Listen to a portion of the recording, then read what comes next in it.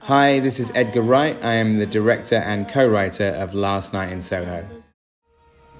So in this scene, Eloise, played by Thomasin McKenzie, has just rented a room in Fitzrovia, just north of Soho. And she is, shall we say, supernaturally switched on. And she is about to enter into the 60s in her dream. She's a young fashion student who's come to London and is obsessed about the 60s and is about to go to the 60s in a very big way. Now, Cilla Black is playing here, and one of the most complicated things on this entire shoot was getting these neon lights to be in time with the music, sometimes at different film speeds. And next door you see a French bistro which has the colours of the French flag, and they're flashing blue, white, red, and then it switches to red, red, red as she starts to go back into the past.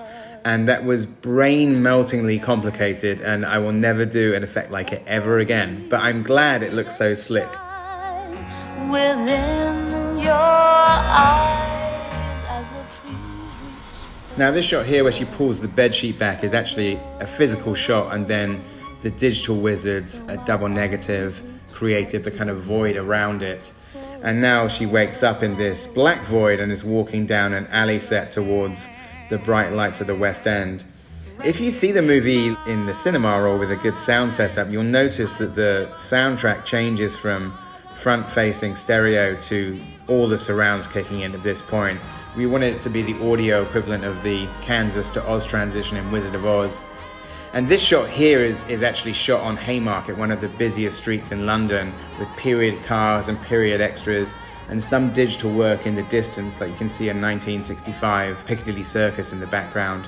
But we had to give the city of Westminster 5 months' notice to achieve that shot. We're now onto a set here. This was designed by Marcus Rowlands, and there's some very clever magic circle stuff going on here. So Thomasin McKenzie walks down, and there's a mirror, and there's Oliver Phelps playing the maitre d', and as he walks across, the mirror slides back to reveal a double set, and James Phelps, his identical twin, and Anya Taylor-Joy standing in the other set. Now, this is all mirror choreography done by our amazing choreographer Jennifer White, and there is no glass. When they tap their fingers right here, they're tapping each other's fingers. And then the wizards at double negative do clever stuff around, like putting a bevel on the glass and also putting like a fingerprint on the glass where they tapped fingers. And so this was one of many complicated bits in a very complicated scene. I hope you enjoyed.